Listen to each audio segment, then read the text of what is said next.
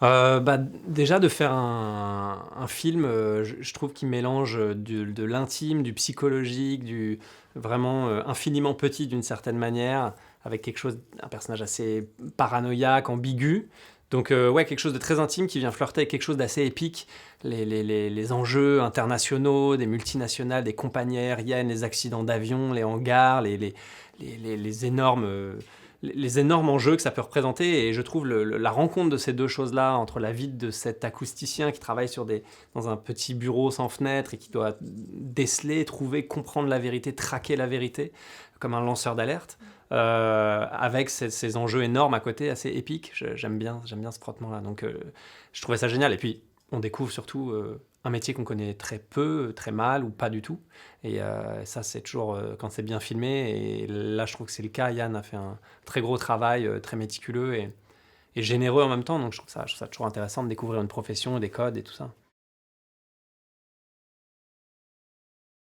C'est un personnage, je pense, qui est obsessionnel, qui est très jusqu'au boutiste, qui a une détermination sans faille, mais un petit côté aussi presque autistique dans son rapport aux autres. Donc il y a vraiment l'idée de créer un personnage assez renfermé sur lui-même, et en même temps, il fallait trouver de l'empathie, et il fallait trouver comment cette mission presque qui devient sacrificielle de faire éclore la vérité, en tout cas ce qu'il croit et ce qu'il pense être la vérité. Fallait qu'on trouve aussi de l'empathie là-dessus quand même. Donc il y avait un challenge sur voilà, l'intériorité et en même temps quand même assez de lumière sur ce personnage pour qu'on ait envie de le suivre dans son délire ou sa quête. Donc c'était un personnage passionnant. Et puis, bon, son métier, on peut pas le mettre à part. C'est un métier passionnant.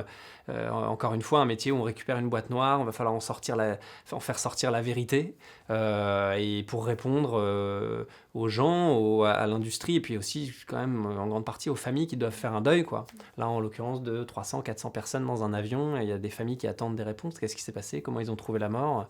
Et c'est sur les épaules de Mathieu.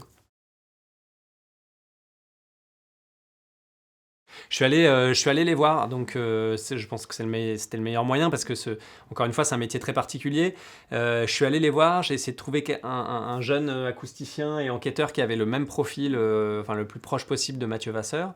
Et j'ai trouvé un gars qui était super et que j'ai dû un peu amadouer parce que c'est des métiers assez solitaires. C'est des gens dans des bureaux, ça paye pas de mine, ils ont des badges, ils boivent des cafés et tout, mais en fait, ils sont vraiment en train d'élucider quand même des choses très importantes. Et donc, il a fallu que je passe du temps avec lui, un peu comme si je faisais un documentaire, parce que je lui ai demandé est-ce que je peux te filmer, si ça te dérange pas, je voudrais voir comment t'analyses, comment t'écoutes ces conversations entre les pilotes avant un accident, comment tu vis ça, quelle rapidité d'exécution sur ton clavier, tout ça, ça m'intéresse, quoi, c'est comme un journaliste, quoi. J'avais envie d'assister à tout ça, de comprendre tout ça, et pour pouvoir restituer le plus possible être dans la réalité. Le film est très réel sur beaucoup, beaucoup de choses. Les enregistrements de boîtes noires qu'on entend sont inspirés directement de vraies conversations de pilotes. Le niveau d'indépendance, quand même, du BEA en France, qui est il se trouve qu'en France, on a un très, très bon bureau d'enquête accident sur l'aéronautique, avec des gens très, très compétents, reconnus pour leur passion et leur indépendance. Et en fait, c'est très important dans les conflits géopolitiques et tout ça, quand il y a des compagnies aériennes, entre des pays où ça peut être tendu, des zones où c'est tendu. Il se trouve qu'en France, on nous envoie parfois des boîtes noires pour dire c'est vous qui allez vous occuper de ça, vous êtes neutre et surtout vous êtes très compétent. Donc j'ai découvert que les Français étaient très forts, des vrais super nerds de l'écoute et de l'enquête après les accidents. On est dans le top 2-3 mondial, quoi. Donc j'ai découvert que c'était l'élite. Et puis, oui, de découvrir à quel point c'est un métier solitaire et à quel point c'est un métier rigoureux et de passionné. Et puis voilà, tout ça a été intéressant. Et puis après, techniquement, comment ça marche une boîte noire, comment on l'ouvre, ce qu'on voit dans le film, quoi. Pour absolument pas abîmer aucun matériau, les gants, les procédures et tout ça, c'est assez chirurgical. C'est intéressant à voir au cinéma, je trouve. C'est un obsessionnel, comme ses personnages. Ouais, il va au bout d'une idée, il y va à fond, il a une exigence et une vision, une ambition qui sont rares et surtout qui sont rares pour créer du thriller français. Je trouve, c'est un des seuls réalisateurs en France qui se lance et qui trace un sillon là avec ses films dans le genre du thriller et avec, je trouve, de plus en plus de maturité dans l'écriture, de précision dans ce qu'il raconte, de sens de l'ellipse, du montage. Et voilà, et puis je trouve qu'il fait des films toujours généreux, en fait. C'est un film là, en l'occurrence technique, un mec qui écoute des bandes et tout, et c'est quand même très généreux, je trouve. Il y a des scènes très, très enfermées, puis des scènes très, au contraire, on est dans l'avion. Je trouve la scène d'ouverture du film très très belle, où d'un coup on traverse toute l'allée d'un avion immense avec les 400 passagers, on voit les vis croisées, l'ambiance différente selon les rangées et tout. Je trouve ça, il y a vraiment du cinéma, quoi. Donc Yann, il a toutes ces qualités-là, moi j'adore. On avait fait un premier film d'auteur ensemble tous les deux, j'avais déjà trouvé génial, et puis on a évolué tous les deux, chacun de nos côtés, en faisant des films très différents. Et c'était des super belles retrouvailles, on était hyper contents. En plus, on était très jeunes et on avait 18 ans quand on a tourné ce film qui s'appelait J'aime regarder les filles. Donc c'était plein de super souvenirs, de nostalgie et en même temps ouais, d'excitation de se retrouver sur un plateau et de revivre le plaisir de se donner la réplique. C'était aussi simple que ça, quoi. C'était génial. Lou, elle est très très très généreuse, elle est très très ouverte à plein d'idées, elle est très flexible, elle est... Enfin, franchement, c'est hyper agréable, quoi, de travailler avec quelqu'un d'aussi adaptatif. Et en même temps, je trouve que là, dans ce rôle en particulier, c'est quelque chose qu'on n'a jamais vu, quoi. Elle a un côté tranchant, elle a un côté...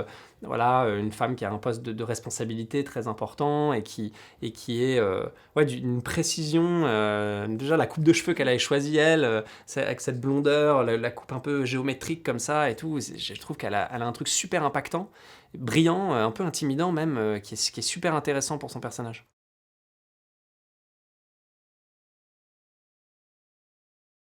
Bah, juste d'être fan, quoi, du gars, très fan du gars. Transmission, je sais pas, je pense toujours dans le sens où moi j'adore regarder les autres acteurs jouer et essayer d'apprendre des trucs. Donc là, c'était génial d'être aux premières loges parce que je rêvais un jour de faire un film avec André Dussolier, de Alain Resnais à Amélie Poulain.